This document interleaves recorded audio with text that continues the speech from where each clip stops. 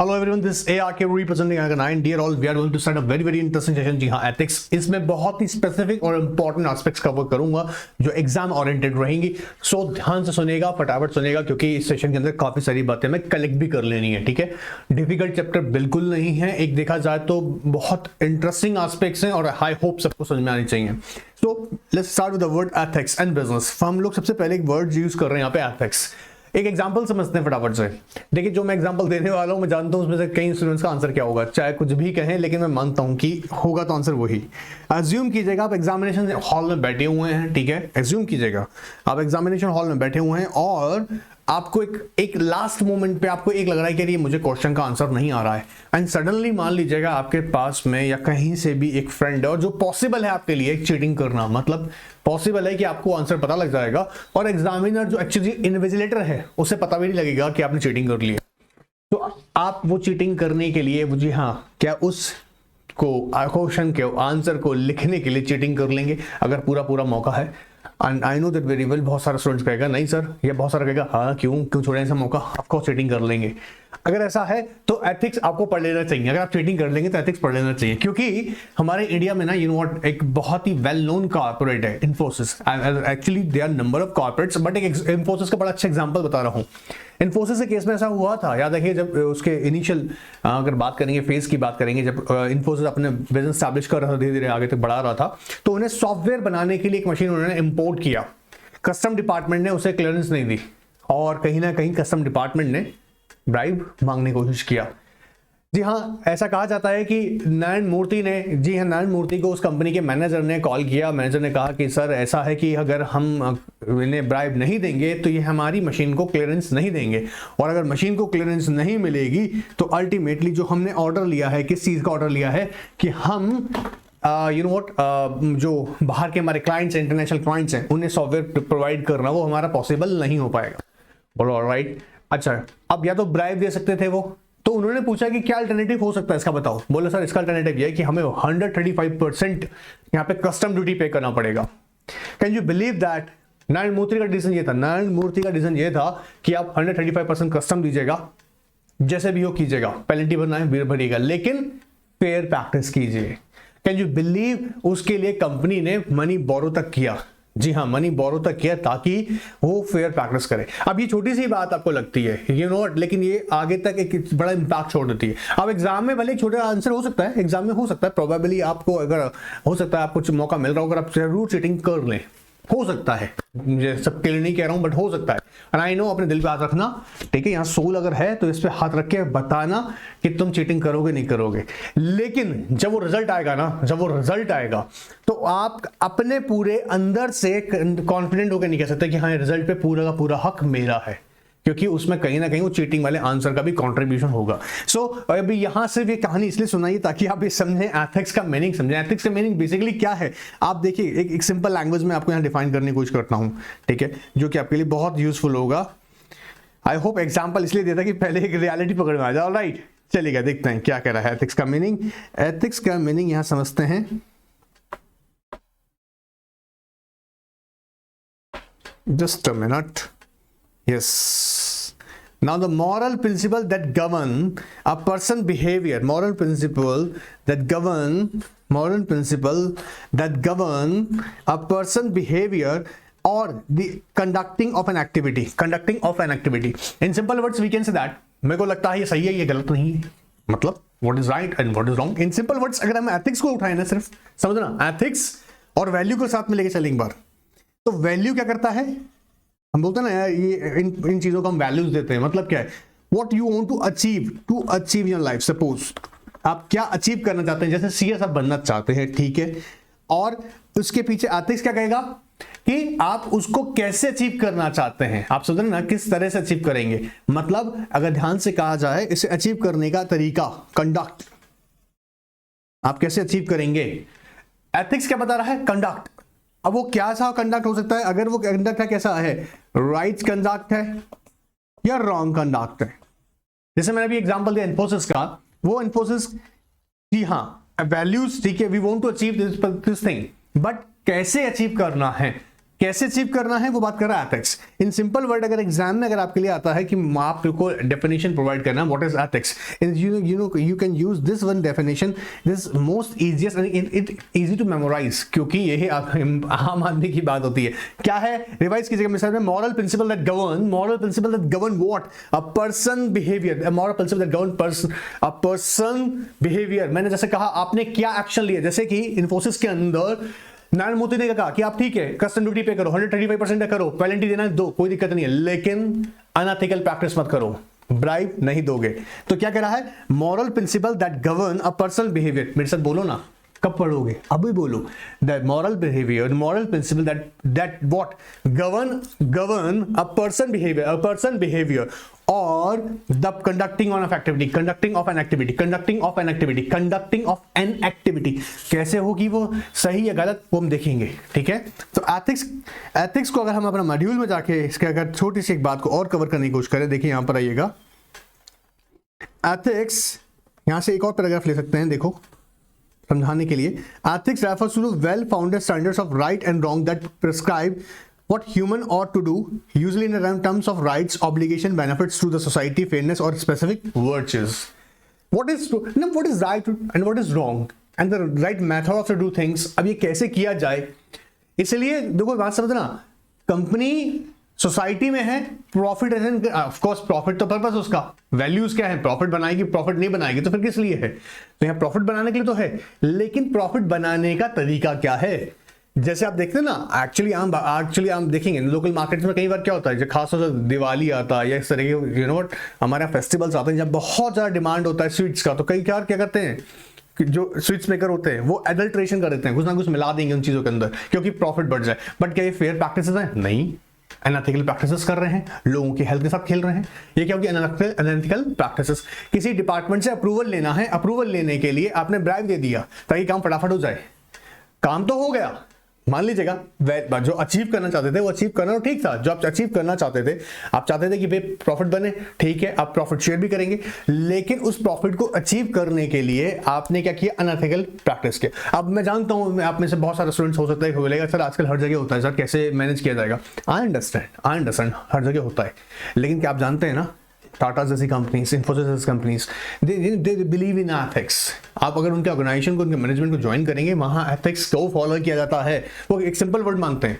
अगर अच्छा एक रियलिटी भी है, आपको पता है ना, you know what, number of times in a court practice मैंने ऑब्जर्व किया, खुद नहीं, क्या अगर आपके वर्किंग आपने प्रोसीजर प्रॉपरली फॉलो किया है, प्रोसीजर अगर प्रॉपरली फॉलो किया है, आप ट्रस्ट कीजिएगा, थोड़ा डिले भले हो जाए एक बार के लिए, लेकिन आई नो अभी समझाएंगे आगे, भले डिले हो जाए लेकिन आपका वर्क प्रॉपर तरीके से किया है तो जस्टिस तो मिलेगा ही मिलेगा आपको।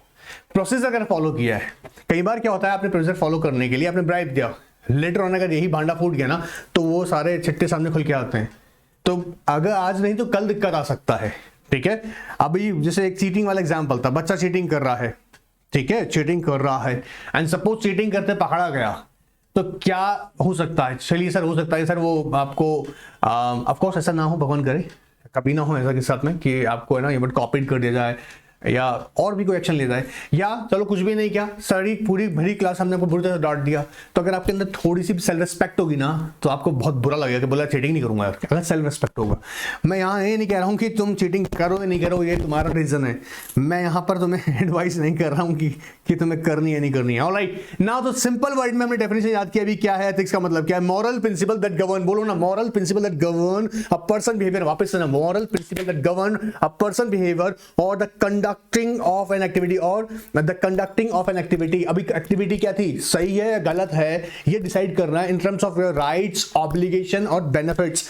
और क्या है मेनली, देखो यहाँ पे एक वर्ड हमने देखा, यहाँ पे क्या सीखा, व्हाट द राइट और wrong that prescribe the human ought to do, what human ought to do usually in terms of rights, obligation, benefits to society, fairness और specific virtue। क्लियर हो रहा है। अब इसी को हम जब तड़का लगाते हैं किसके अंदर, बिजनेस के अंदर, हमने बोला ये तो एक एथिक्स है, बिजनेस के अंदर एथिक्स के अंदर बात करते हैं तो तीन इंपॉर्टेंट एस्पेक्ट्स को कवर करता है। मेरे साथ देखिएगा, बोलेगा फाइनेंस एंड अकाउंटिंग, बोलेगा फाइनेंस एंड अकाउंटिंग, दूसरा human resources and third one is sales and marketing. हर एक लेवल पर यहाँ पे ना एथिक्स इन्वॉल्व है। फाइनेंस एंड अकाउंटिंग के अंदर कैसे है, creative accounting, earning management, financial analysis, insider trading या सिक्योरिटीज फ्रॉड, फैसिलिटेशन पेमेंट्स। मतलब बिजनेस एथिक्स की जब बात कर रहे हैं तो क्या कह रहे हैं, ऐसी एक्टिविटीज, क्योंकि वहां हम क्या बात कर रहे हैं, activity, conduct of the activity, conduct, यहाँ पे वर्ड देखो यूज किया था हमने, conduct of an activity, conduct, बात पकड़ में आ रहा है, कंडक्ट ऑफ एक्टिविटी। अब यहाँ पे बिजनेस में कौन कौन सी एक्टिविटी इन्वॉल्व होंगी, 3 तरह की, financing and accounting, financing and accounting, second one financing accounting, second one बोलो human management, human resources management, human resource management, third one is बोलो मेरे साथ में sales and marketing, sales and marketing से 3 तरह की। अब यहाँ तीनों में जो एक्टिविटी हो रही है, जैसे ह्यूमन रिसोर्सेज में क्या एक्टिविटी होगी, executive compensation, affirmative action, work place surveillance, whistle blowing, occupational safety and health, indenture. अच्छा ये सब चीजें क्या है समझ रहे हो ना, ये वो कंडक्ट एक्टिविटीज हैं कि अगर किसी ऑर्गेनाइजेशन में आप जाएंगे, किसी बिजनेस में जाएंगे तो 3 खास तौर से आपको पिलर्स मिलेंगे। पहला पिलर का मतलब पिलर जिस पे ऑर्गेनाइजेशन टिका हुआ है, ठीक है, पिलर में ढूंढने लग जाना, पिलर का मतलब यहाँ पे क्या है, जिस पे ऑर्गेनाइजेशन टिका हुआ है। Financing and accounting, human resource management and sales and marketing. Legal भी होता है, लीगल सिखाएंगे, वही बता रहे हैं, ठीक है।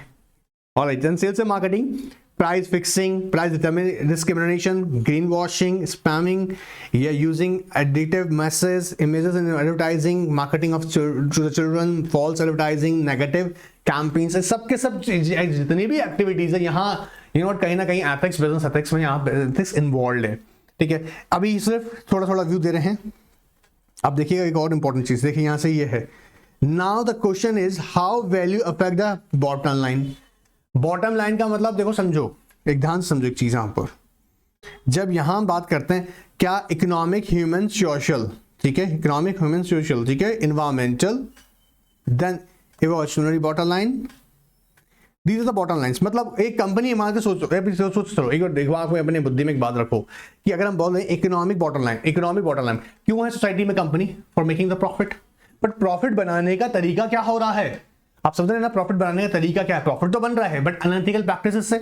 एक यहाँ इंपॉर्टेंट जो मैं आपको कह रहा हूँ, this is actually the real story of about the Infosys. ये एक इन्फोसिस की रियल स्टोरी है जो मैं आपको बता रहा था। यहाँ पे क्या किया नारायण मूर्ति ने, क्या किया देखो, इस केस के अंदर ही मैं आपको बता रहा था, उन्होंने साफ कहा कि ठीक है आप कस्टम पे कीजिएगा, आप कोई दिक्कत नहीं है, आप पेनल्टी पेपर ना कीजिएगा, ब्राइब आप नहीं देंगे, मतलब वैल्यूज, ठीक है। हम अपने क्लाइंट्स, इंटरनेशनल क्लाइंट्स के लिए प्रोडक्ट बनाएंगे, हम भले ही ऑफ कोर्स क्योंकि फेयर प्रैक्टिस करेंगे। मशीन इंपोर्ट किया उन्होंने, कस्टम डिपार्टमेंट कह रहा है जी क्लियरेंस नहीं करेंगे, और क्लियरेंस कराने का दूसरा तरीका भी है, ब्राइब दे दीजिएगा। और ऐसे केसेस बहुत होते हैं, आपने कभी ऑब्जर्व किया होगा, ठीक है। अगर हुआ हो तो अच्छी बात है, नहीं हुआ तो भी अच्छी बात है। क्या कि किसी डिपार्टमेंट में आप काम, किसी भी गवर्नमेंट डिपार्टमेंट में आप काम इजीली हो जाता है और वो सही तरीके से करते हैं तो बहुत अच्छी बात है। नहीं होता है तो यूजुअली आदमी क्या प्रैक्टिस करता है, आई विल वेस्ट माई 2 और 3 और 4 5 डेज, चलो यार फटाफट से उसको 500 रुपए दो, बात हो गया खत्म। बट वो छोटा सा ही प्रैक्टिस था, बट वो क्या हुआ, अनएथिकल था, बात पकड़ में आ रहा है। तो ये बहुत सिंपल सा है जब हम बात कर रहे हैं एथिकल प्रैक्टिसेस का। एग्जाम के पर्सपेक्टिव से आपको हो सकता है, जो मैंने अभी कहा, एक तो आपको एथिक्स के बारे में पूछ सकते हैं, और जब हम बात करेंगे इन बॉटम लाइंस की, सिर्फ रीड करना, इनके पीछे मत दौड़ना, ठीक है। मतलब अगर चाहे ह्यूमन अगर देखो आप इकोनॉमिक के पर्सपेक्टिव से बोलेंगे तो क्या प्रॉफिट के बारे में बात कर रहे हैं, ह्यूमन के बारे में बात करेंगे तो बेसिकली क्या है कि यहाँ पर क्या डिपेंड किसके ऊपर फोकस करेगा, quality of the workforce, like for example leadership, team work, motivation, creativity, ethics, values and wellness. उसका मेन फोकस क्या रहेगा, एक्चुअली अटेनमेंट क्या होना चाहिए, ठीक है। वही सोशल बॉटम लाइन में, क्योंकि हर एक देखो अब टाटास हैं, टाटास जेआरडी टाटा का एक ही मकसद है, क्या, वो कैपेबिलिटीज प्रोवाइड करें सोसाइटी को। समझना, हमें चैरिटी डोनेशन का नहीं पीछे भगना है। आप समझो, एक बात समझो बड़े ध्यान से, जब हम बोलते हैं कि एक कॉर्पोरेट का कॉर्पोरेट का सीएसआर में रोल क्या है, सोसाइटी के लिए तरफ क्या रोल है, तो जेआरडी टाटा ने बड़ी अच्छी कहा जाएगा स्टैंडर्ड सेट किया। क्या, ऐसा मत कीजिएगा कि अगर कोई भीख मांग रहा है तो उसे भीख दीजिएगा, उसे उल्टा ऐसा सोसाइटी बनाएगा कि वो कैपेबल हो सके, वो खुद एम्प्लॉयमेंट जनरेट कर दें। अब आज की तारीख में बहुत ध्यान सुनेगा, आप डोनेशन किसी को दे रहे हैं, ठीक है, लेट्स गुड, बट वो डोनेशन से अगर आप किसी को पढ़ा रहे हैं और वो पढ़ के कोई एक ऐसा सक्सेसफुल इंसान बनता है जो खुद की अपनी इंडस्ट्री सेटअप कर सकता है आगे चल के, वो नई एम्प्लॉयमेंट जनरेट कर सकता है, नई इकोनॉमिक एक्टिविटी जनरेट कर सकता है, तो वो एक अच्छा ऑप्शन है इंस्टेड ऑफ दैट कि मान लीजिएगा उसे सिर्फ भीख दिया जाए पैसा। दोनों में डिफरेंस समझ में आ रहा है ना। मैं यहाँ पे क्या कहना चाह रहा हूँ कि कैपेबिलिटीज उसके स्किल्स को इंप्रूव करना इंस्टेड ऑफ दैट उसको डिपेंड कर देना। तो ये एक जीआरडी टाटा का ऑफकोर्स एक अपना ही ओपिनियन यहाँ रहा था। ये देखिएगा सर आप तो सब पे लाइन करवा रहे हो सर, सिर्फ रीड करने के लिए कह रहा हूँ, सिर्फ रीड करने के लिए कह रहा हूँ, मैं नहीं कह रहा रट्टे लगाने इनके, ठीक है। मैं सिर्फ अभी फोकस कर रहा हूँ क्वेश्चन पे। जैसे क्वेश्चन देखो ये आ गया, आपसे पूछ सकता है in what is ethics of business, ethics से पूछ सकता है and discuss is importance in a business. अब ये भी फटाफट से इसको याद करते हैं। देखो आओ, business is existing because of the society. Philip Kotler एक बहुत ही फेमस मैनेजमेंट गुरु रहे हैं जिन्होंने क्या कहा कि बिजनेस एग्जिस्ट करता है बिकॉज ऑफ सोसाइटी, और ये रियलिटी है। आप सोसाइटी सोचेंगे सोसाइटी नहीं है तो बिजनेस कहां एग्जिस्ट करेगा। तो बिजनेस करता क्या है, business is existing because of society and we sell the product in the society not in the market. क्या कह रहे हैं, we sell the product in the society not in the market, it is society and the values of the people which creates a desire, which creates a desire। बहुत समझ में आ रहा है, कह रहा है business exists in the society, business exists in the society and we sell the product to the society not in the market, all right, and it is a society and the values of the people which create desire which create desire। देखो समझो आप चाहते क्या है achieve करना, this is very very important, ठीक है। तो यहाँ पे पहला हमने पॉइंट फोकस किया, दूसरा कहते हैं business relates to the people and ethics are essential to the people। business relates to the people, business relates to the people and what ethics are essential to the people। अगर ethics नहीं होंगे, ethics ही नहीं होंगे, अगर देखो एक है ना रियलिटी है, अगर एक इंसान गलत करता है ना और वो सक्सेसफुल हो जाता है, आपने ऑब्जर्व किया हर्षद मेहता केस के अंदर, हर्षद मेहता के बाद में केतन पारीख ने भी वो सेम एक्ट्स किए जो हर्षद मेहता ने किए, तो कहीं ना कहीं ना मोटिवेशन मिल जाता है, समझ रहे ना, मोटिवेशन किसका मिल जाता है, अनएथिकल प्रैक्टिसेस हो रही हैं, अनएथिकल प्रैक्टिसेस के बेसिस पर जो दूसरा इंसान है वो भी कहता है कि अगर जब ये अनएथिकल प्रैक्टिस करके सक्सेसफुल हो सकता है तो मैं क्यों नहीं। इन रियलिटी अगर देखा जाए तो फ्रॉड भी बुद्धू लोग नहीं करते हैं, फ्रॉड भी जिनके इंटेलेक्चुअल बड़ी जबरदस्त होते हैं वही कर सकते हैं, आम आदमी नहीं कर सकता है। अब इंटरेस्टिंग क्या हो जाता है यहाँ पर कि फ्रॉड को रोकना कैसे है, अनएथिकल प्रैक्टिस को रोकना कैसे है, तो कॉन्शियसनेस होनी चाहिए, ठीक है, कॉन्शियसनेस होनी चाहिए, क्योंकि फ्रॉड वही कर सकता है जहां देखिएगा जो सुपीरियर इंटेलेक्चुअल होगा।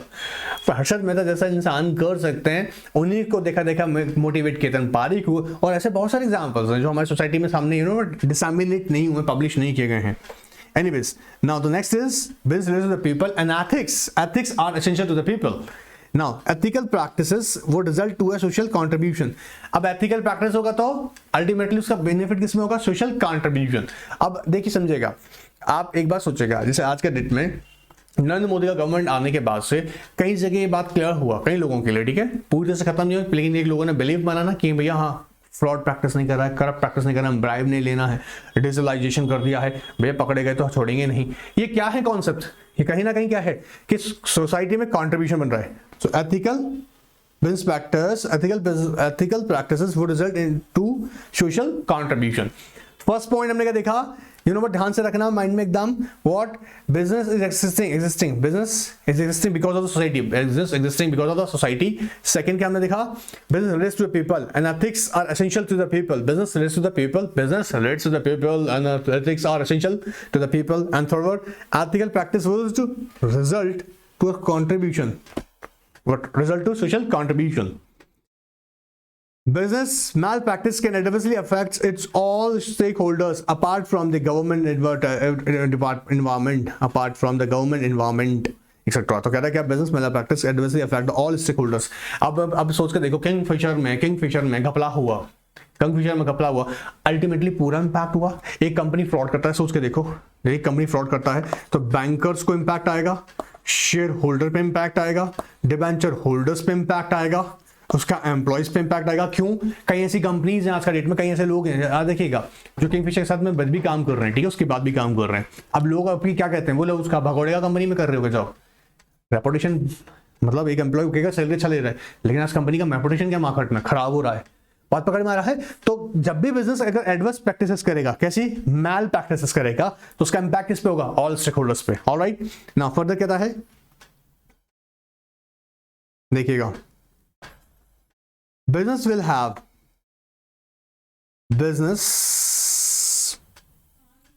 have positive effect on customers who will have that trust on the brand, either product or service, and there will not be any trust unless the company follows ethical standards। अब एक बात सोच के देखना, आप किसी भी ब्रांड को अगर बहुत फेवर करते हैं, किसी भी ब्रांड को फेवर करते हैं, आपको उस ब्रांड का नेम आते ही आपको फील आ जाता है कि हाँ यार ये ब्रांड है, आई एम हैप्पी।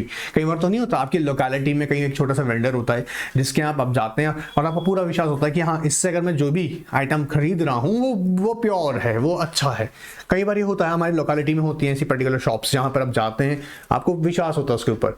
अब ये क्यों? क्योंकि आप भी मानते हैं कि नहीं ये मिलावट नहीं करता। जैसे इंडिया में बहुत बड़ा कॉन्सेप्ट है, गुड़गांव साइड में तो बहुत कई बार पकड़ में आया है क्या कि दूध के अंदर मिलावट करा जाता है, पाउडर से बना के मिलाया जा रहा है, ठीक है, और कई सारे केमिकल्स मिला के दूध बनाया जा रहा है। अब सपोज कीजिएगा आपके लोकेलिटी में एक मिल्कमैन है, ठीक है, आपको पता है कि पिछले 10 साल से काम कर रहा है और ये कुछ भी हो जाए भैया ये मिलावट नहीं करते हैं, तो आपके माइंड में वो क्वेश्चन कभी आएगा ही नहीं। क्यों? बिकॉज वो मानते हैं कि कितने भी महंगाई बढ़ रही हो बट मुझे जो प्रोडक्ट है, मेरा सर्विसेज है, वो बेस्ट ही रहेंगी। कई बार ऐसा ही आपने देखा होगा, कहीं ना कहीं आप फूड कंज्यूम करने जाते होंगे, सो क्यों? Because of they follow the ethical practices. So reality है ये भी, the business will have a positive effect on customers who will have trust on the brand, either product or services, and there will not be any trust unless the company follows ethical standards.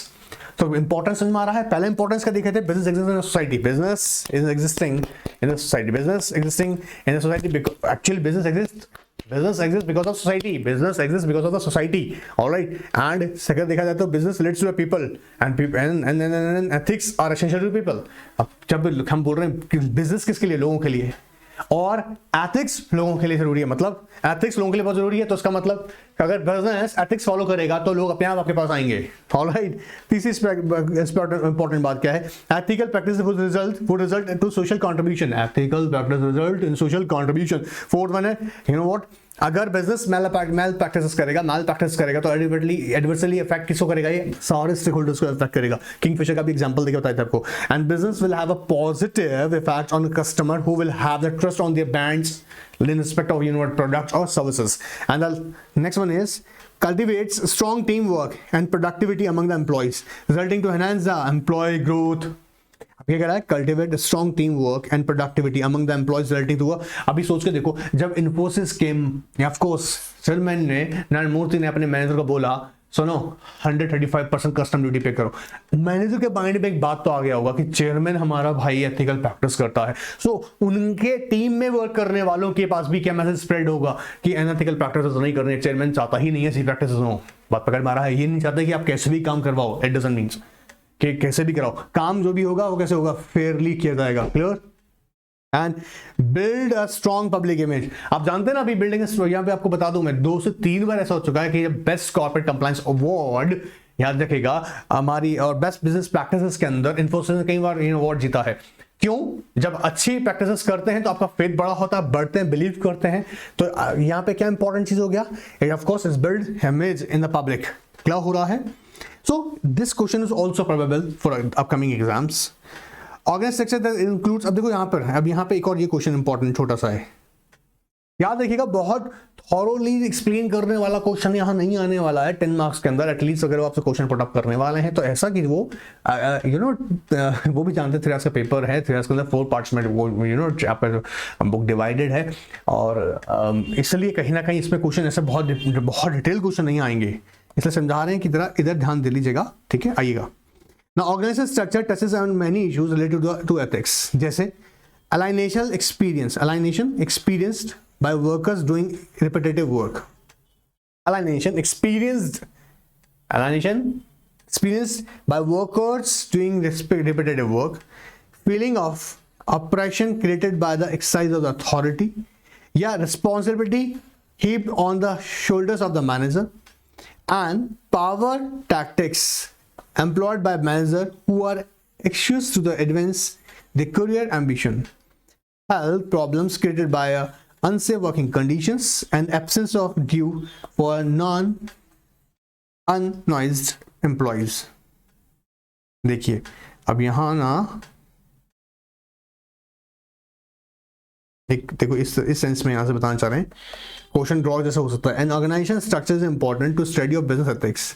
In a centralized organization, decision-making authority is concentrated in the hands of top-level managers, and very little authority is delegated to the lower level.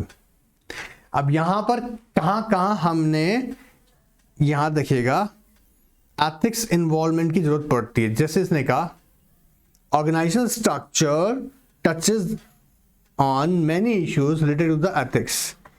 कहाँ कहाँ ethics होने का जरूर है। जैसे कहता है alienation experience by workers doing their repetitive work. समझेगा, किसी भी एक है ना एम्प्लॉय को जैसे एक्सपीरियंस गेन कर लिया, कई बार क्या होता है समझो, बहुत इंटरेस्टिंग एग्जांपल देके समझा रहे हैं। मान लीजिएगा अकाउंट्स हैंडल करने के लिए आपने मिस्टर ए को अपॉइंट किया हुआ है और मिस्टर ए पिछले 5 साल से अकेले ही पूरा अकाउंट्स कंपनी का देखते आ रहे हैं, तो ये गड़बड़ कर देंगे। तो एक्सपीरियंस हो चुके हैं, रिपीटेटिव वर्क कर रहे हैं, इन्हें अलाइनेशन करना भी जरूरी होगा, कहीं ना कहीं इनके मन में लालच फूटेगा इसलिए। दूसरा कह रहा है feeling of operation created by the exercise of authority. अब ये कई बार ये भी होता है feeling of operation created bye exercise of authority.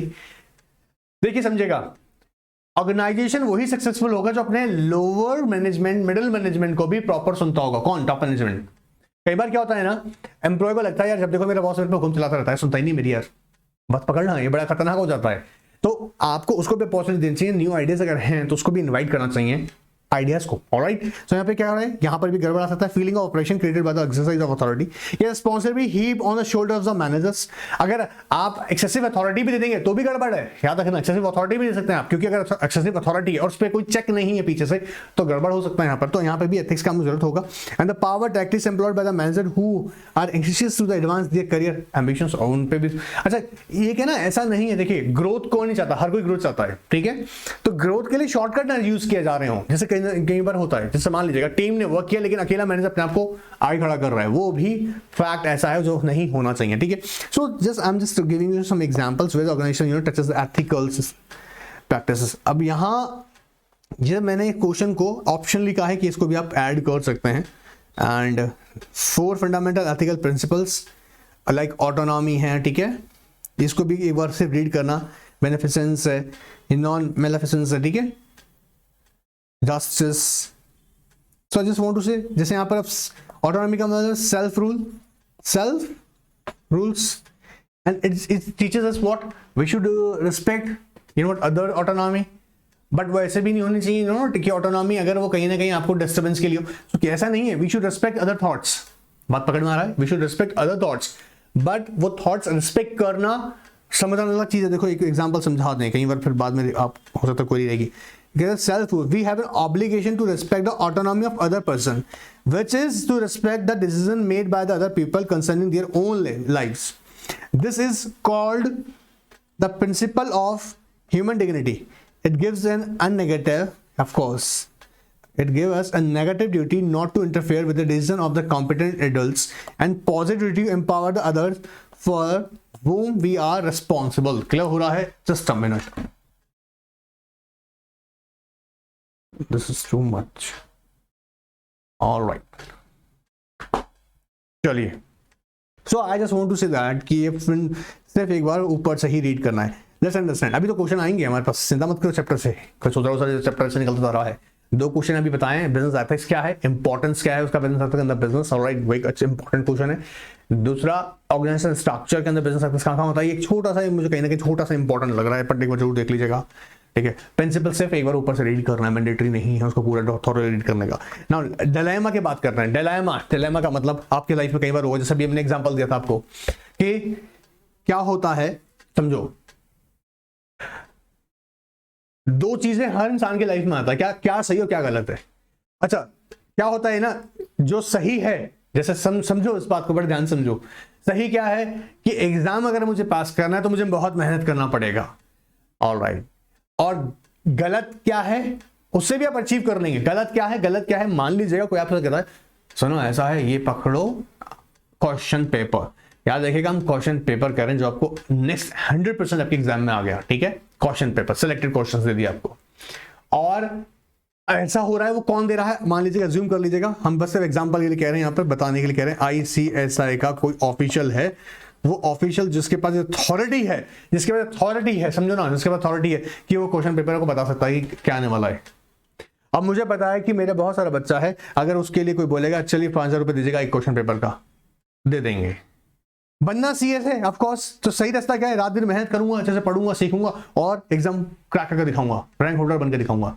एक दूसरा के पास रास्ता क्या है, 5,000 रुपए दूंगा ना, क्वेश्चन पेपर आ जाएगा, सिर्फ आदत मेहनत करेंगे, कल एग्जाम में लेके आ जाएंगे। और अगर कोई 5,000 रुपए और दे दे, हमको दे दे 5,000 रुपए और दे दूंगा मैं, कोई दिक्कत नहीं है, कोई लिखने वाला भी मिल जाए और 5,000 दे दूंगा, मेरे को बस रिलैक्स होने दो, डिग्री लाके पकड़ा देना। आई नो सारे बच्चे ऐसे नहीं होंगे, हो सकता है आप जो हो आप भी ऐसे नहीं हो, ठीक है, पर लालच तो फूटेगा ना। तो क्या कह रहे हैं, डिलेमा का मतलब क्या है, सिचुएशन ऐसी सामने खड़ी हो जाना जहां सही और गलत में ऑप्ट करना बड़ा मुश्किल हो जाता है। डिलेमा एक ऐसी सिचुएशन है। एक और एग्जांपल से बताता हूं जो कि आपकी बुक में भी बड़ा इंटरेस्टिंग एग्जांपल है। एक ध्यान सुनना, एक कंपनी का स्टेशनरी आइटम मेंटेन करने के डिपार्टमेंट में एक पर्सनल उनका एम्प्लॉय वो स्टेशनरी आइटम सारे मेंटेन करता था।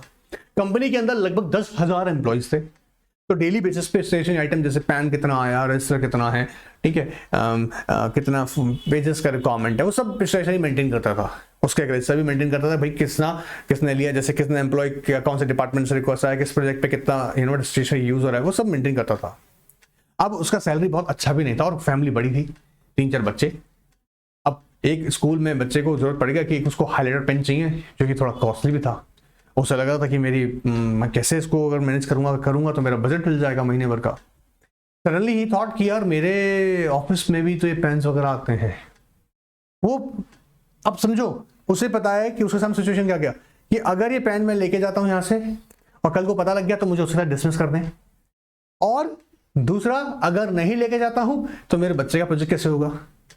अब यहां पर सिचुएशन क्या है, डिलेमा, मतलब is getting confused to opt what is right and what is wrong, between what is right and wrong.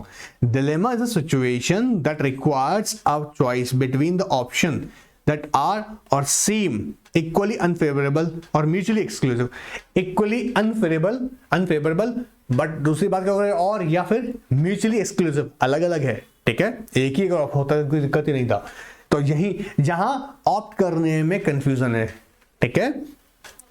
Ethical dilemma involves the need to choose from among the two or more morally acceptable course of action, where one of the prevents selecting the other, or the need to choose between equally unacceptable alternatives. In simple words भी इन्होंने define किया है। इसके अलावा देखो, अगर किसी को वो सूट नहीं कर रहा हो लिखना, जबकि बात एक ही आएगा, ड्राइव होगा, ध्यान से देखो, तो ये भी आ सकते हैं। A dilemma could be a right versus wrong situation. क्या लिख आएंगे, अब मुझे पता है बहुत सारे स्टूडेंट बोलेगा नहीं सही है, क्या है, right versus wrong situation in which the right would be more difficult to pursue and the wrong would be more convenient. और यही तो अभी एग्जांपल दे रहे थे कि राइट जो कि इजी है, नहीं, अगर सही चीज को मैं परस्यू करता हूं, why right would be more difficult to pursue, मतलब इससे अभी क्या कहा, सीएस बनने के लिए रात दिन मेहनत करना पड़ता है, कि घंटों जगना पड़ता है, अच्छे से पढ़ना पड़ता, कॉन्सेंट्रेट होकर पढ़ना पड़ता है, कुछ अपने सेल्फ इंटरेस्ट को छोड़ना पड़ता है। या कर रहे होंगे, मैं जानता हूं, मेहनत कर रहे हैं जो लोग, वो जो उसकी वैल्यू जानते हैं, ठीक है। अच्छा, दूसरा ऑप्शन क्या है कि छोड़ो सब, क्वेश्चन पेपर मिल जाएगा 100%, आप सोच के देखिएगा। अच्छा, एक इंपॉर्टेंट चीज और सुन लीजिएगा, हम जो चैप्टर वाइज इंपॉर्टेंट क्वेश्चन दे रहे हैं वो पास्ट ईयर के पेपर को कंसीडर करके दे रहे हैं। हम कोई पेपर यहाँ पर ये कहते हैं कि हाँ ये क्वेश्चंस आएंगे, ये प्रिपेयर कीजिएगा, प्रोबेबल क्वेश्चंस हैं, लेकिन कौन से क्वेश्चंस जो टॉपिक के अकॉर्डिंग इंपॉर्टेंट है। और तुम ध्यान से अगर चेक करोगे ना, ऑलमोस्ट 70-80% हम लोग सिलेबस ही कवर कर लेते हैं तो वो प्रैक्टिस को यहाँ पे नहीं बोल रहे हैं एथिकल प्रैक्टिस। एथिकल प्रैक्टिस कब होती, जब एनआर के 9 ना अपना किसी स्टूडेंट को कुछ और रेट पे दे रहा है, किसी और को दे रहा है, इतना नॉर्मल फीसेस और सबके लिए इक्वल है, चाहे कोई भी स्टूडेंट कभी भी अप्लाई कर रहा हो, जिस स्कीम को अंडर होता है उस स्कीम में हम उसको प्रोवाइड करते हैं, ठीक है। So also we believe in ethics, alright. यहां मैं एग्जांपल दे रहा हूं, क्या कह रहा हूं कि जब हम किसी चीज को देखते हैं right versus wrong, ethic dilemma क्या है, right versus wrong situation, right versus wrong situation, जहां पर अगर राइट को परस्यू करते हैं so it's more difficult, alright, जो कि रॉन्ग कैसा है, easy and convenient. Now right versus wrong, the right versus wrong dilemma is not so easy to resolve. It often involves an apparent conflict between the moral imperatives and in which obey one would result in the transgressing the other. अब ऐसे case में आ सकता है कि how to resolve right versus wrong dilemma, ये question आ सकता है। सो इसके लिए एग्जाम में याद रखिएगा कुछ स्टेप्स, ये केस स्टडीज हैं जो मैं आपको बीच में भी बोल रहा था, 2-3 केस स्टडीज है यहाँ पे मैंने बताई है, सिर्फ एक बार रीड जरूर करना, रीड कर लेना फटाफट, अभी जब रिवाइज करोगे तभी।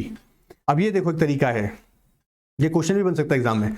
What are the steps to be taken to resolve the ethical dilemma? First जैसे कहता है considering the options available, considering the consequences positive and negative of the each option, analyzing the, आपको पता है ना, आप लोग कई बार अगर ध्यान से देखा हो, बहुत बेस्ट तरीका है ये। कभी भी लाइफ में एक्चुअली परेशान हो जाओ, समझ में नहीं आ रहा हो, राइट डाउन, दोनों चीजें लिखो कि आप क्या करना चाहते हो।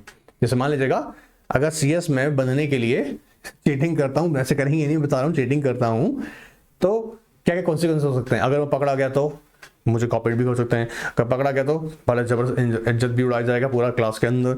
और क्या हो सकता है कि मुझे कॉपी वापस अलाउड ना करें, ठीक है। और क्या हो सकता है, और अगर मैं यू नो व्हाट मेरी नॉलेज ग्रैब नहीं कर पाऊंगा, अगर मैं पास भी हो गया चीटिंग करके, मेरी नॉलेज ग्रैब नहीं होगी तो डिग्री का कोई सेंस ही नहीं निकलेगा, फिर किसी काम की नहीं डिग्री, तो काम कौन देगा। तो डिग्री लेना या नहीं लेना, पास होना या नहीं होना, सब इक्वली हो गया। ऑलराइट, मैं मेहनत से करूंगा तो थोड़ा वक्त लग सकता है, थोड़ा मुझे एक्स्ट्रा मेहनत करना पड़ सकता है, थोड़े कुछ अपने सेल्फ इंटरेस्ट छोड़ने पड़ सकते हैं, लेकिन बेनिफिट क्या होंगे, नॉलेज ग्रैब करूंगा, एक रेपुटेड बनूंगा, खुद एथिकल प्रैक्टिस करूंगा, लोगों को सिखाऊंगा एथिकल प्रैक्टिसेस, मेरे फर्म को जो ज्वाइन करेगा या मेरी कंपनी जिस कंपनी में ज्वाइन करूंगा, मेरे जूनियर्स को सिखाऊंगा। मतलब यहां पर क्या कर रहे हैं आप, एनालिसिस कर रहे हैं राइट वर्सेस रॉन्ग के अंदर। अब देखिएगा ध्यान से, फर्स्ट ऑप्शन क्या है, जैसे हमने कहा considering the options available, considering the option available, तो what are the options, the list of alternative course of action available. जैसे मैंने कहा आपको भी कि क्या किया था, याद रखिएगा इन्फोसिस के अंदर नारायण मूर्ति ने क्या कहा कि अल्टरनेटिव क्या है। सर अल्टरनेटिव या तो ब्राइब दिया जाए, बोले उसका अल्टरनेटिव क्या है, बोले सर ब्राइब का अल्टरनेटिव है हम you know what higher custom duty pay करें। तो क्या है alternative, first we have to check, so list out the alternative course of action available. दूसरा क्या होगा, कंसीडर कॉन्सिक्वेंस, देखो think carefully about the range of positive and negative consequences associated with the each of the different path of the action, you know action available. फिर who and what will be happen by what is done, जैसे अभी हम discuss कर रहे थे cheating करके और या फिर मैथ से पास होने में, who will be hurt and what kind of benefits and harm are involved in the what are their relative values and what are the short term and long term implications। बात पकड़ में आ रहा है, short term में हो सकता है कि फट से डिग्री हाथ में आ गया और घर में बहुत सारा सेलिब्रेशन हो रहा है, खुश हैं सब लोग और 4-5 दिन का बहुत खुशी मनाया जा रहा है, लेकिन जब बच्चा ना डिग्री लेके पहुंचा कहां पर इंटरव्यूज के लिए, तो वहां तो कुछ जानता ही नहीं, बताएगा क्या। आपकी मेहनत खराब नहीं जाती, याद रखना, आप जब रात दिन मेहनत करते हैं ना पढ़ने के लिए, वो खराब नहीं जाती है। याद देखिए कई बार रिजल्ट अगर नेगेटिव आता है, डजंट मींस दैट कि वो खराब जाएगी, वो यूज होगी, देख लेना, बट शॉर्टकट से बनाया हुआ काम नहीं आएगा। एनीवेज ये सच्चाई अब लोग जानते हैं, मुझे सिखाना नहीं है। So first is what are the actions available in form of alternative. Second है ना consider consequences, sorry of course consequences देखनी पड़ेंगे ना क्या क्या हो सकता है। And analyse the action, the action should be analysed in a different perspective, viewing the action per se disregarded in the consequences, and considering the instead of action and looking for that option which seems problematic. How to do the option measures up against the moral principles like honesty, fairness, equality, recognition of social and environmental vulnerability. In the case you are considering, is there any way to see one principle as more important than the others? So we need to analyze our action. अगर मैं action लेता हूं तो फिर क्या होगा, and make a decision and act with a commitment. And finally, once you take the decision, then do according to your commitments. Now let's see. Now both parts of the analysis should be brought together, and a conscious and informed decision should be made. Once the decision is made, act on the basis. अब देखो ये नहीं है फिर आप बार बार बदल जाओ, समझना। एक्चुअली लाइफ में मजा कब है, जब डिलेमा खत्म कब होगा, याद रखना, जब एक बार डिसीजन ले लिया तो फिर उस पर वैसा ही फोकस करना है, वैसे ही उस पर वर्क करना है, चाहे फिर कॉन्सिक्वेंसेस कुछ भी हो।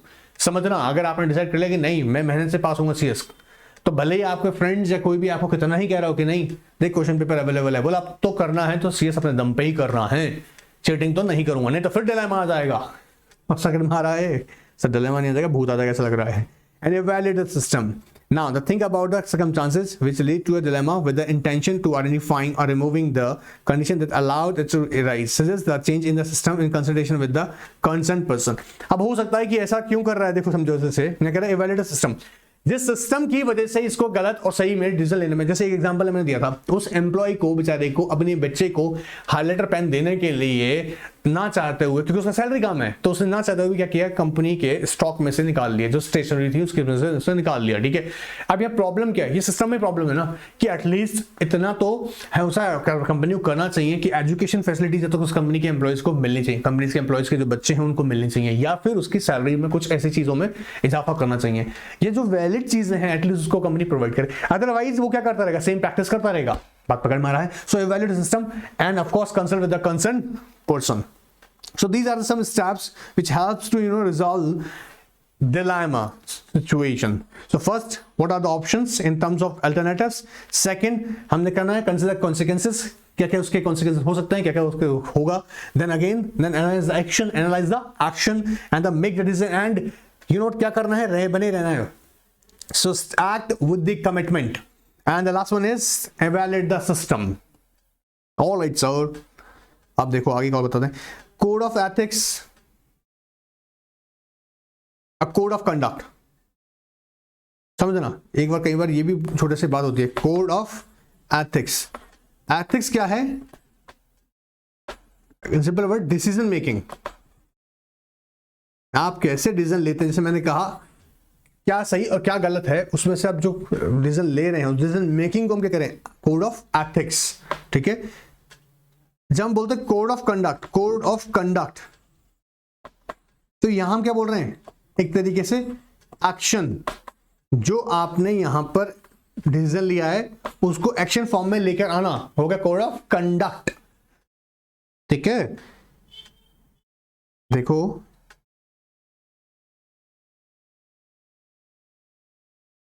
ये क्वेश्चन ये एक बनता है इंपॉर्टेंट छोटा सा, ठीक है, अभी बताते हैं।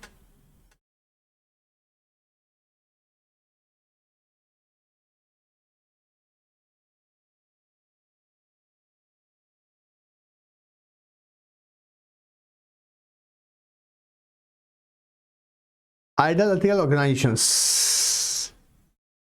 There can be various measures and initiatives which may be taken by the organizations. ये इंपॉर्टेंट है, याद रखिएगा एग्जाम के लिए, क्वेश्चन यहाँ से भी अच्छा ही है, ठीक है, आ सकता है। देखो कैसे कह रहा है, some of the distance below there can be various initiatives which can be taken by the organizations in respect of ideal organizations, ethical organization have reasonable ethical code of conduct, code of conduct होना जरूरी है, क्योंकि कैसे action लिया जाएगा, जैसे हमने कहता है ना procedure to take the action, वो उसके लिए हम बात कर रहे हैं, विच रीजनेबली कंप्लाइड विद। तो कोड ऑफ कंडक्ट डिफाइन कर रहा है कि कैसा बिहेवियर क्या होगा आपका, कैसे आप एक्ट करेंगे, और याद रखिएगा उसके साथ कंपाइल करना, तो क्लियर होना चाहिए क्वेश्चन में कि कोड ऑफ कंडक्ट क्या है। Top management should always follow the ethical practices. अब याद रखिए जैसे मैंने कहा था, अगर घर में मान लीजिए एग्जाम्पल समझेगा, अगर घर में कोई जो सीनियर हैं वो गड़बड़ करेंगे तो जो बाकी जो लोग होंगे ना वो भी गड़बड़ करेंगे। सेम ऑर्गेनाइजेशन में अगर टॉप मैनेजमेंट भी पता लगा एथिकल प्रैक्टिसेस फॉलो ही नहीं करता, जैसे मैं बार बार रिपीट कर रहा हूं ताकि तुम्हें रट जाए, अगर नयन मोदी चेयरमैन हो गए खुद अनएथिकल प्रैक्टिस करेंगे तो बाकी जो लोअर मिडिल मैनेजमेंट्स है ना, या बिलो द बोर्ड है, वो मैनेजमेंट कैसा बिहेव करेगा, वो भी अनएथिकल प्रैक्टिस करेगा। So it is we must ensure that कि टॉप मैनेजमेंट जो है वो भी खुद एथिकल प्रैक्टिस फॉलो करे। So firstly हमने देखा have reasonable company organization must have reasonable code of conduct. Second, top manager must always pursue ethical practices, should not discriminate among its stakeholders without a solid reasons. ये भी ध्यान रखा जाए क्या, अपने ही स्टेक होल्डर्स के बीच में कोई डिस्क्रिमिनेशन नहीं हो, जैसे कि शेयर होल्डर्स को तो बहुत ज्यादा प्रायोरिटी दे रहे हैं और उधर क्रेडिटर्स की जब रिपेमेंट की टाइम आती है तो उनको ध्यान नहीं दे रहे हैं। कंपनी डिफॉल्ट कर रहा है डिपॉजिट्स में, और याद रखिएगा शेयर होल्डर्स को डिविडेंड डिक्लेयर करने की तैयारी चल रही है, कंपनी डिफॉल्ट में नहीं होना चाहिए। और याद रखिएगा यहाँ पे क्या कह रहे हैं, अच्छा unless there is a strong reason, जब तक स्ट्रांग रीजन नहीं हो, रीजन भी कैसा होगा, अपना मनमर्जी वाला रीजन नहीं होगा, वो भी कैसा होगा अकॉर्डिंग टू लॉ, ठीक है। Reward employees with a track record of ethical standards like integrity, honesty and loyalty. अब ये भी एक बहुत अच्छा होता है जिससे एम्प्लॉय मोटिवेट होता है कि हम किस लिए दे रहे हैं, उसका ट्रैक रिकॉर्ड चेक करना है कि भैया पिछले 5 साल से ईमानदारी के साथ में हमारे कंपनी में इन्होंने वर्क किया है, तो उनका कॉन्ट्रीब्यूशन हम उनको क्या कर रहे हैं, एक तरीके से उनको अप्रिशिएट कर रहे हैं। सो हैव अ रीजनेबल, याद रखिए have a reasonable ethical code of conduct, मेरे साथ बोल लेना, आंसर अच्छा रहेगा, याद कर लो अभी से ही। Have a reasonable code of conduct. Second, top manager must follow ethical practices and should not discriminate among its stakeholders. And the fourth one is reward the employees with a track record of ethical standards like integrity, honesty and loyalty. Handle stakeholders mainly employees grievance properly and quickly. कह रहा है handling all stakeholders. Stakeholders तो सब भी सारा का सारा ही लगभग कौन कौन होगा, कंपनी का क्रेडिटर लोग है, कि रेगुलेटर्स भी है, हमारे यहाँ पर शेयर होल्डर्स भी है, जैसा मेरे डिस्कस किए थे, शेयर होल्डर भी है, कंपनी का एम्प्लॉयज भी है। सो इंपॉर्टेंट क्या है कि जो भी एम्प्लॉयज है, क्योंकि उसके ग्रेवेंसेस को इमीडिएटली रिजॉल्व करना बहुत जरूरी है। याद देखिएगा वो कंपनी का ब्लड है एम्प्लॉय, ठीक है, अगर वही कहीं गड़बड़ कर रहा होगा, गड़बड़ हो रहा होगा, वही अगर उसके ग्रेवेंसेस एड्रेस नहीं हो रहे होंगे तो पूरा ऑर्गेनाइजेशन डिस्टर्ब हो जाएगा। So कहते हैं handle stakeholders mainly employees grievance properly and quickly. Many a times employee grievances leads to unethical practices. ये गड़बड़ हो जाती है, अगर एक गलत प्रैक्टिस हो रही है ना, फिर एक से दूसरा दूसरा तीन से इन्फ्लुएंस होता ही होता है।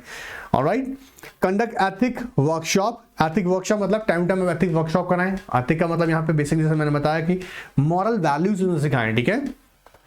And ethics, have ethics counsellors and ethic communities for advising on employees with unethical issues on or going through an ethical dilemma। ऐसा केस में बताना है, जैसे कि आपको पता है कि अगर जैसे मैंने अभी एग्जांपल लिया ब्राइब का, वो सही नहीं है तो उसके लिए गाइड भी किया जाए उनको। And have vigil mechanism, vigil blowing policies. तो somewhere I am I believe that ये क्वेश्चन एग्जाम के लिए मोस्ट इंपॉर्टेंट कैटेगरी में इस चैप्टर से, ठीक है। ये बड़ी इंटरेस्टिंग थ्योरी है, अगर आप पढ़ना चाहें तो। जैसे मैं भी आपको कह रहा था, बता रहा था कि फ्रॉड करने के लिए, एनालिटिकल प्रैक्टिस करने के लिए भी बहुत अच्छा वाला आईक्यू चाहिए। और यू नो स्टडीज बताती हैं कि जो ऐसे लोग रहे हैं ना, they are super smart MBAs of top business schools of the world, जिन्होंने जबरदस्त तरीके के। अब हो सकता है कोई बोलेगा सर हर्षद मेहता तो बीकॉम ही था। देखिएगा यहाँ पे सिर्फ एक ही का बात नहीं कर रहे हैं, ठीक है। द नंबर ऑफ पर्सन, क्योंकि कोई भी फ्रॉड इस तरीके एनालिटिकल प्रैक्टिस करेगा, क्रिएट करेगा, प्रॉफिट बनाएगा, इस तरीके के प्रॉफिट बनाएगा जो कि एक तरीके से सोसाइटी को हार्म कर रहा है, तो उसके लिए भी बहुत इंटेलेक्चुअल चाहिए, अच्छी वाली है, ठीक है। ये सिर्फ एक रीड करने के लिए कह रहे हैं। एनीवेज अब देखिए ये कोड ऑफ कंडक्ट के बारे में यहाँ पर डिस्कस किया, ठीक है। ये एक इंपॉर्टेंट क्वेश्चन है, difference between code of conduct and code of ethics. ये फटाफट से डिस्कस करने दिखाओ। Code of ethics and code of conduct. Now in fact two unique documents, code of ethics govern decision making. आपको क्या बता रहे थे, govern the decision making, and code of conduct governs the action. दो में जो बेसिक अगर difference देखा जाए, जो एक्चुअली यूजेस की वजह से डिफरेंसेस इनमें आता दोनों में क्या है, कोड ऑफ एथिक्स क्या बता रहा है, डिसीजन मेकिंग, क्या सही है क्या गलत है, इसमें आप क्या कर रहे हैं जब निर्णय ले रहे हैं। और कोड ऑफ कंडक्ट कैसे किया जाएगा, एक्शन, ठीक है। So govern the actions. Respect represent to common ways that companies self regulate. Both are used in attempt to regulate a behavior in a very different way. Ethical standards generally are a wide-ranging and non-specific, designed to provide a set of values and decision-making approaches that enable the employees to make independent judgment about the important appropriate course of action. आप समझेगा, जैसे एक employ एक ROC को, मान लीजिए assume दे रहे हैं, ठीक है, एज्यूम करने के लिए कह रहे हैं, आरओसी को डॉक्यूमेंट फाइल कर रहा है और वो जानता है कि डिले हो चुकी है, ठीक है। अब आरओसी उसे एक्सेप्ट नहीं करेगा, ठीक है। ऑन द रिकॉर्ड वो मान लीजिएगा यहाँ फॉल्ट डाउन कर लेगा, नॉन कंप्लायंस कंसीडर कर रहा है, वो कह रहे हैं ठीक है सर इसको स्क्रूटनी मत कराइएगा, आई एम रेडी टू पे यू समथिंग, ठीक है। अब वो इस तरीके की एक्टिविटी कर रहा है, मतलब उसके माइंड में डिसीजन मेकिंग प्रोसेस क्या है, काम कैसे भी हो जाना चाहिए, चाहे वो कैसे भी हो, गलत तरीके से सही तरीके से, बस काम मेरा हो जाना चाहिए। ये क्या है, ये डिसीजन मेकिंग प्रोसेस जो वहां पे उसके माइंड चल रहा है, ये क्या है, यहाँ पे कोड ऑफ एथिक्स। और इसे करना, इसे परफॉर्म कर देना, ठीक है। एक्चुअली कोड ऑफ एथिक्स जो होता है ना, याद रखिएगा, वो एक अंदर एक इंट्रिंसिक वैल्यूज के अकॉर्डिंग आता है, आपके अंदर क्या चल रहा है, आपके थॉट्स प्रोसेस किस तरह के हैं, उस पर कोड ऑफ एथिक्स डिपेंड करते हैं। तो जैसे आप लिख नहीं सकते, आप समझ रहे हैं, ऐसा लिखना ही होना ये नहीं, ये सिर्फ एक वैल्यू से ड्राइव हो रहा है, किससे, वैल्यू से, एक अच्छी सोच से आ रहा है, ठीक है। अच्छा, लेकिन code of conduct in writing होना बहुत जरूरी है कि किसका क्या ड्यूटी होगा और कैसे काम किया जाएगा। बात पकड़ में आ रहा है। जैसे conduct standard generally requires a little judgement, you obey और incur a penalty and the code provides a fairly clear set of expectations about the actions are required and acceptable or prohibited. Well, violation of code of ethics may not lead to action against the employee, क्योंकि वो कैसा है, वो मैंने कहा decision making process है, but अगर आपने वो एक्ट कर दिया है, violation of code of conduct may lead to disciplinary action. तो समवेयर आई बिलीव दैट कि क्वेश्चन यहाँ पे डिफरेंसेस के लिए भी बन सकती है, ठीक है।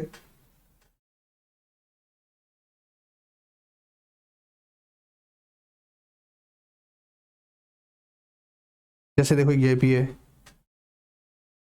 Exact details of this code are a matter of discretion. Following principle have been found to occur in the most of the companies in respect of what हम बात करते हैं ना कोड ऑफ कंडक्ट को लेके. देखो कोड ऑफ कंडक्ट में includes what companies value, awareness of conflict of interest, या accurate and timely disclosure and report and documents, compliance with applicable law, rules and regulations, maintaining confidentiality of the company, standard of business and conduct. ये सब कैसे हैं? In writing and set हैं और expectations होती हैं कि अपने एम्प्लॉय से कि वो इस तरह का एक्ट करेंगे, ऐसा एक्ट करेंगे. ठीक है, इसलिए बोलते हैं गवर्निंग एक्शन. कंडक्ट मतलब क्या है? Governing action. Alright. And prohibition of directors for और senior management from making a corporate opportunities for themselves. खुद के लिए ऐसा गड़बड़ नहीं करना है, मेरी फैमिली का गड़बड़ नहीं करना है. ठीक है. And review of adequacy of code of annually by the board. ये हम कह रहे हैं किस सेंस में कह रहे हैं यहाँ पर? Code of conducts. Use of company assets, avoidance of action involving conflict of interest, avoidance of compromising on commercial relationship, avoidance of unlawful agreements, या ऑफरिंग और रिसीविंग मॉनिटरी ऐसा नहीं करना है. Maintaining confidentiality, collection of information, safety at work place, maintaining managing records. ये भी एक example हमारे सामने कोड हो सकता है. रीड जरूर कर लीजिएगा. स्पेसिफिकली मैं फिर भी कहूँगा अगर आप थोड़ा बहुत समझ के भी इस पर आंसर लिखेंगे ना इन चीज़ों को, तो भी आपको मार्क्स लगभग मिलेगा. ठीक है. अब ये क्वेश्चन इंपॉर्टेंट है. सर सब कुछ तो आपने पूरा करवा रहे हो, नहीं समझो. मैंने अभी 4 क्वेश्चन ही खास बोले यहाँ पर, आपको इंपॉर्टेंस वाला बोला था रखेगा. प्रिंसिपल सॉल्व्स मैंने रीड करने के लिए कहा है यहाँ पर. ठीक है. इसके अलावा डिफरेंसेस जरूर पढ़ना. डिलेमा का एक क्वेश्चन जरूर हो सकता है. डिलेमा का जिसमें मैंने बोला डिलेमा और उसको रिजॉल्व कैसे किया जाएगा डिलेमा का. ऑलराइट. डिलेमा के अलावा हमने जैसा भी देखा यहाँ बता रहे हैं कि डिफरेंसेस इंपॉर्टेंट है कहीं ना कहीं और एक बेनिफिट हम समझते हैं. ठीक है. Advance of business ethics. So ये इसके बाद चैप्टर खत्म है आपका. तो लास्ट है ये. देखो ये आ सकता है. More and more companies have begun to recognise the relation between the business ethics and the financial performance. Company displaying the clear commitment to ethics, ethical conduct and consistently outperform those companies that do not display ethical conduct. Now, a company that adhere to ethical values and dedicatedly takes care of its employees is rewarded with the equally loyal and dedicated employees. जैसे attracting and retaining talent. अब sir इसमें सिर्फ समझ के लिखना है या फिर इन्वेस्टर लॉयल्टी, वो भी खुश होंगे ना इन्वेस्टर्स के, हाँ भैया हमारी जिस कंपनी को पैसा दे रहे हैं ये बिलीव है. तुम किंगफिशर को पैसा देकर आओगे क्या? तुम सहारा में पैसा लगाना पसंद करोगे क्या? सोच के देखने एक बार के लिए. या तुम्हें पता लग जाए कि यार Harshad Mehta is come back, वैसे तो हम नहीं आ सकते हैं लेकिन उनकी कंपनी पैसा लगाना पॉसिबल है क्या? क्या आप 2G स्पेक्ट्रम जैसे मामले में सोचेंगे क्या? अब मतलब देन नंबर ऑफ केसेस. सो ये क्या होता है, अगर आप एथिकल प्रैक्टिस नहीं करेंगे तो आप एक बार कॉन्फिडेंस आपका लूज हो जाता है. आप नहीं लोग आप पे भरोसा नहीं करेंगे. कस्टमर सेटिस्फैक्शन मिलेगा एंड रेगुलेटर्स भी आपसे खुश हैं. So exam I just want to say that simply read करो. जैसे अट्रैक्टिंग एंड रिटेनिंग टैलेंट. अब एक बात सोच के देखो, किंगफिशर के एम्प्लॉय के मार्केट में जब धज्जियां उड़ जाती है इसी कंपनी की, मतलब कंपनी के धज्जी इन द सेंस कि किसी के एक्ट की वजह से, सो अल्टीमेटली क्या प्रॉब्लम आता है? जैसे कि उसमें एम्प्लॉय के साथ बिहेवियर गलत होता है. आपको बोला वो चोर वाला कंपनी में काम करते हो, मैंने अभी क्या एग्जांपल दिया. सो आप अच्छे एम्प्लॉयज को टैलेंट को साथ नहीं रख सकते हैं. Alright. People aspire to join organizations that have a high ethical values. Such companies are able to attract best talent. Ethical climate matters a lot to employees. Ethical organizations create an environment that is trustworthy, making employees willing to rely on the company's policy, ability to take decisions, and act on those decisions. All right. In such work environment, employees can expect to be treated with respect and will have the consideration for their colleagues and superior as well. Thus, the company policies cultivate teamwork, promote productivity, and support employee growth. So I just want to say that simply understand and write the language. तो यहाँ पे keyword ज्यादा रख रहे हैं क्या? It helps retain what? Attract and retain the talents and investor loyalty. अब investor भी भरोसा आप पे कर पाएंगे. ठीक है. And customer satisfaction, regulators पे भरोसा रखोगे तो फायदा क्या होगा? बचोगे मतलब रेगुलेटर्स आपके ऑर्गेनाइजेशन. देखो यहाँ पे एक इंटरेस्टिंग चीज भी देखो. Regulator are companies functioning ethically as responsible citizens. As regulator need not always monitor the functioning of the ethical sound companies. हाँ, ये बहुत बड़ा बेनिफिट मिल जाता है. And any organization that acts within the confines of business ethics not only earns a profit but also gain the reputation publicly. अब देखो एक बात सोचो, टाटास है ना, अगर हम बात करें टाटास को, आप जल्दी से कोई भी रेगुलेटर टाटा को अगेंस्ट एक्शन लेने से पहले बहुत सोचता है, क्योंकि वो जानते हैं कि किस तरह की प्रैक्टिसेस ये कितने सालों से इस कंपनी कंटिन्यू करती आ रही है.